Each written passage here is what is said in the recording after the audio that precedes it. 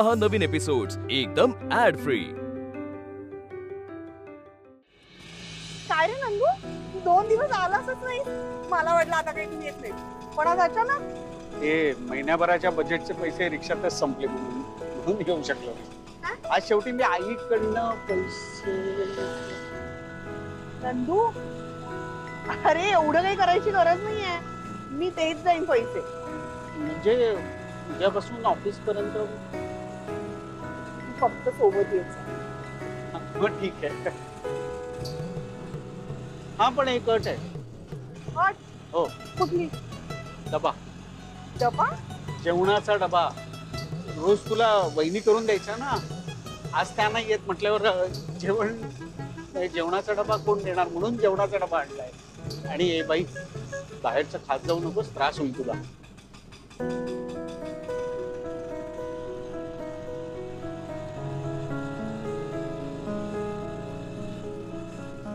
वर्षा, काय झालं? वाईट वाटलं का? नाही बे, हे बघ बाई, तू बाहेरचं खात जा, पण पचल तेच काय, एवढंच माझं सांगणं होतं। नाही नाही, तू बोललास आणि डबा दिलास म्हणून वाईट नाही वाटलं। आनंदीची आठवण आहे। आम्हाला घरातल्यांना बाहेरचं खाऊन त्रास होऊ नये ना, म्हणून ती बिचारी रोज पहाटे उठून स्वयंपाकघरात राबते। बघ ना, ती यायच्या आधी आम्ही फक्त बाहेरचं खायचो, पण तिच्यामुळे आम्हाला घरातलं खायची सवय लागली। शिस्त लावली तिने आम्हा सगळ्यांना। शिस्त? हो, घरातली विस्कटलेली घडी सावरण्यासाठी घरातल्या माणसांना शिस्त लावायला पाहिजे। वागण्याची शिस्त, बोलण्याची शिस्त, खाण्याची शिस्त। आनंदी आली आणि आमच्या घराला घरकोण आली, आणि तू आज हा डबा दिलास ना, त्यामुळे तिची अजून आठवण आली। थँक्यू।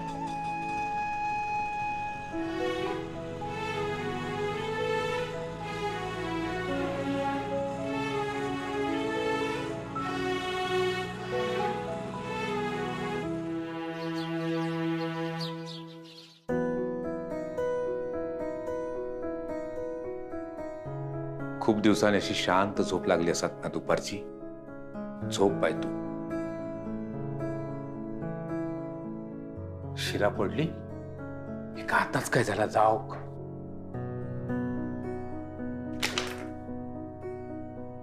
ओके बाय, माझा पोर जागे होत ना माझा।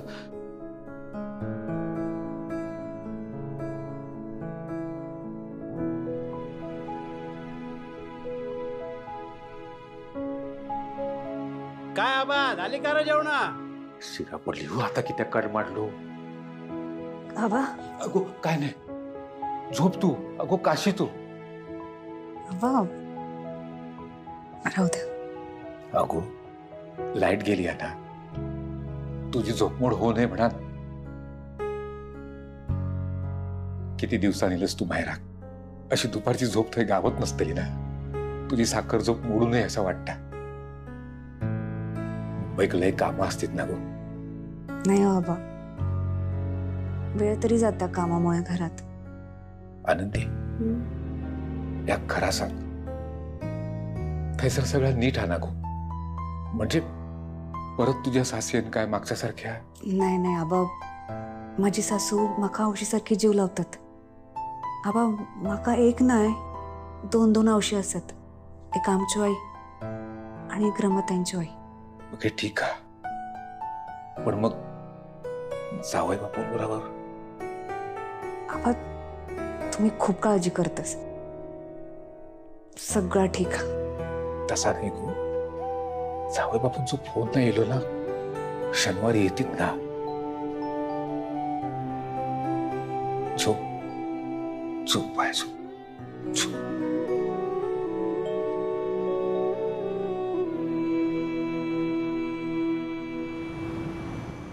आई, चिंगी जेव्हा असं हट्ट करते ना, औषधं न घेणं वगैरे, काय समजू शकतो, लहान आहे ती।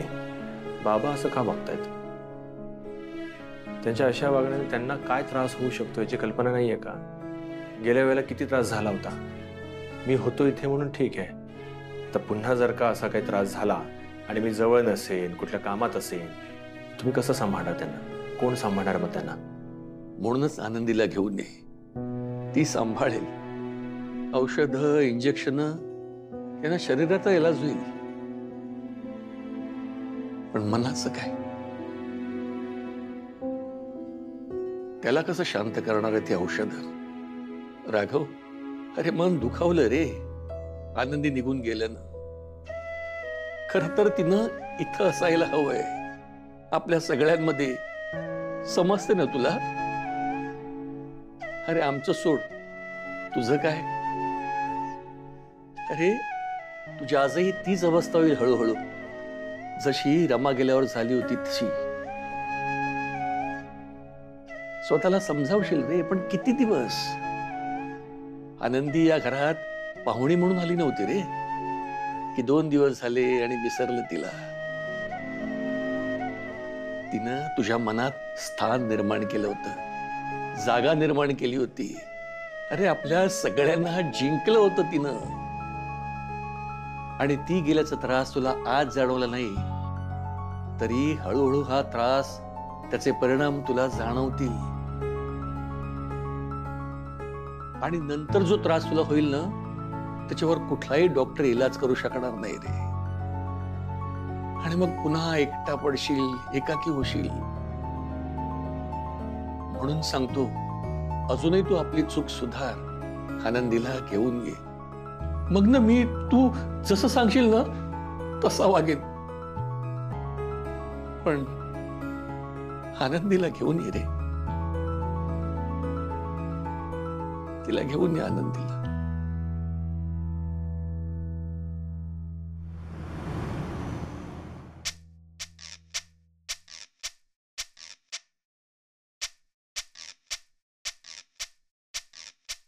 हो, वर्षा कधी येणार?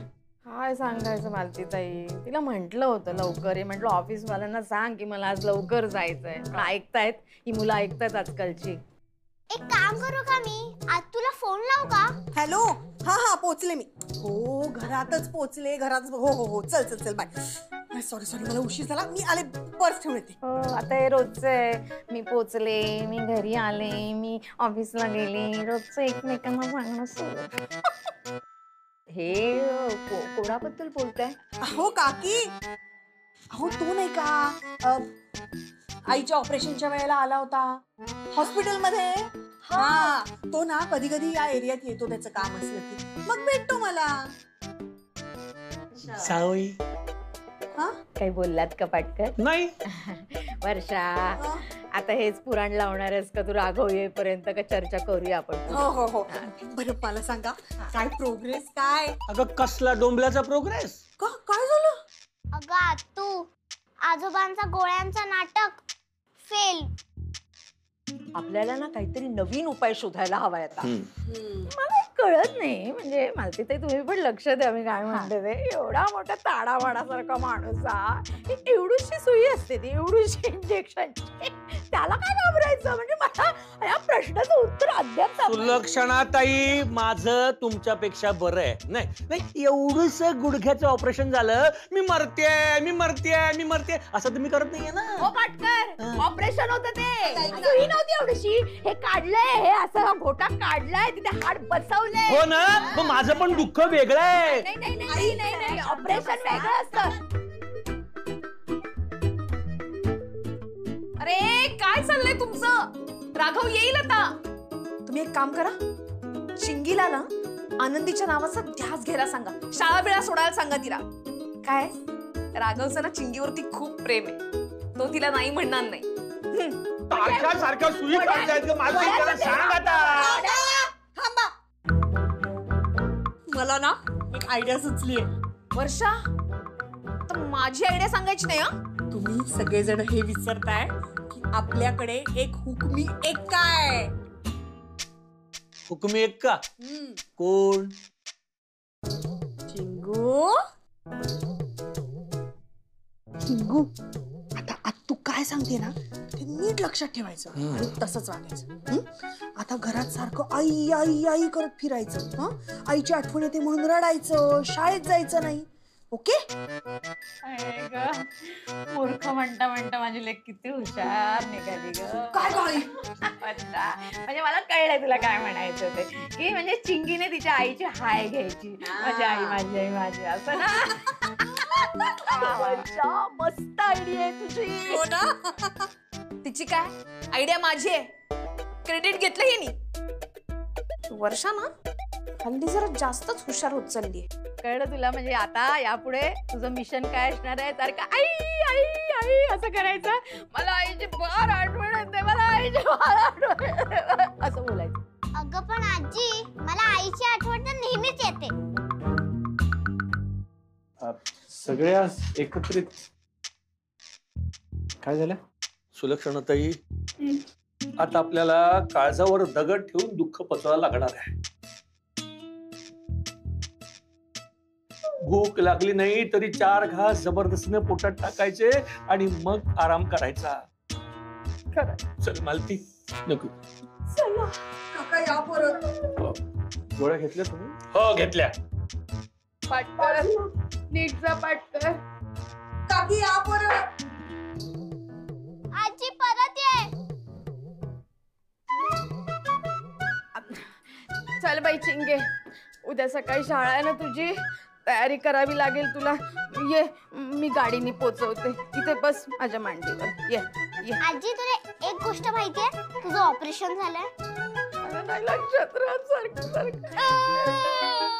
मी आईशिवाय नाही जाणार शाळेत. मला आई पाहिजे घरी. अगं गेला तू. गेला? आधी नाटक सुरू करायला काय झालं? किती कोण आवत होते मी.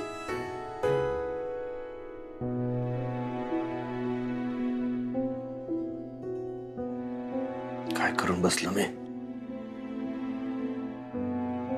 एका क्षणात मी रमा आणि आनंदी दोघींना गमावून बसलोय.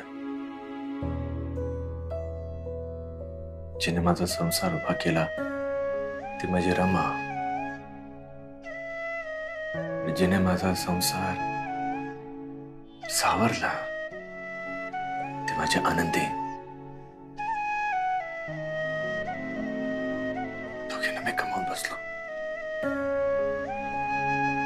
काय करू मी?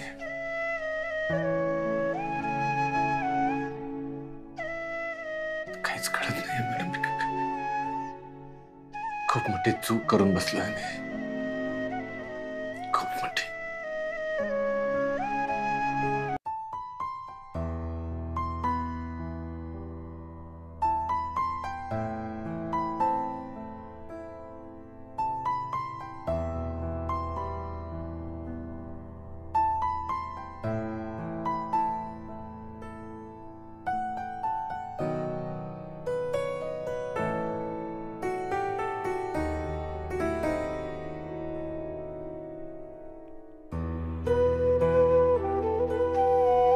राघव, कळतंय ना तुला? मग आता तरी स्वतःचा अहंकार मध्ये नको आणू. हे मंगळसूत्र जिचे तिला ते परत दे. ज्या हक्काने आनंदीकडनं मागून घेतलंस ना मंगळसूत्र, त्याच हक्काने तिच्या गळ्यात घाल. राघव, परत घेऊन ये तिला.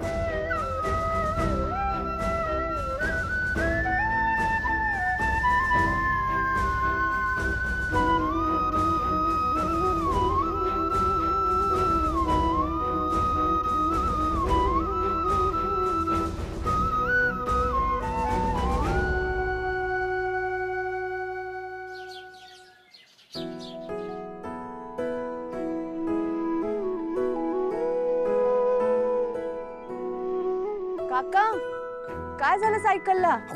आनंदी तू कधी आलीस गावाकडं? काय कल्ला पण नाही. आबान पण चांगल्यान नाही बा.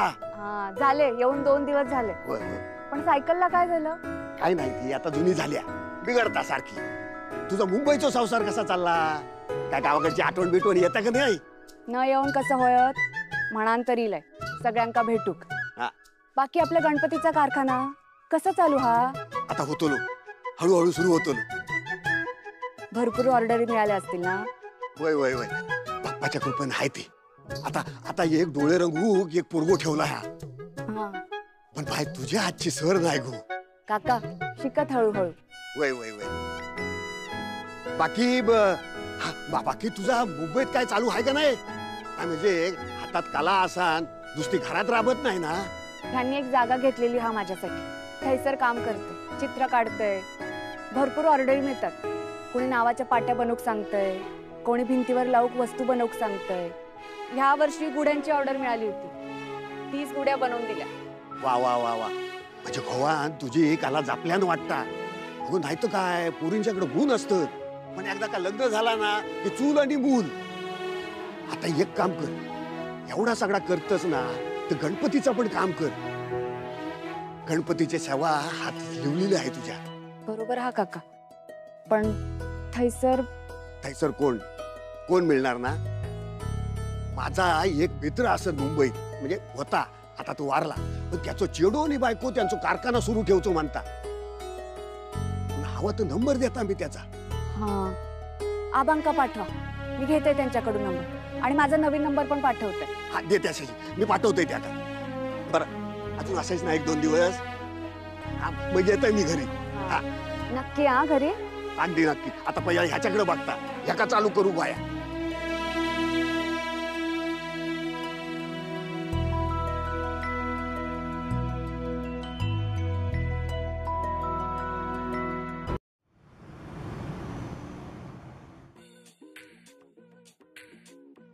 चिंगी, तुझ्यासाठी मी दूध आणतोय.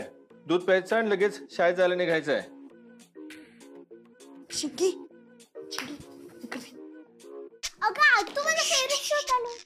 काय चाललंय तुझं? हा असा टीव्ही बघत बसलीस ना तर तुझा बाबा ओरडेल तुला. सांग नाही ना, सांगते टीव्ही बघू नको. काय करू मग? चिंकू रडायचंय तुला, विसरलीस का तू आपलं काय ठरलंय? ठरलंय ना आपलं रडायचं.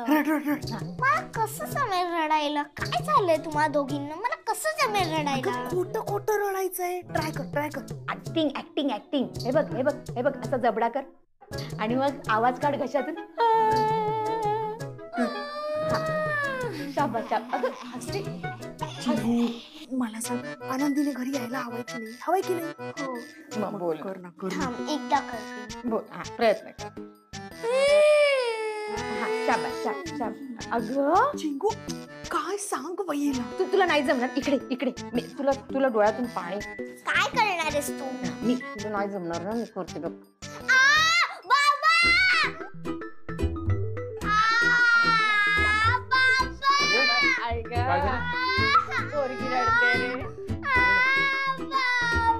काय झालं? काय ग बाई, काय माहिती काय रडते.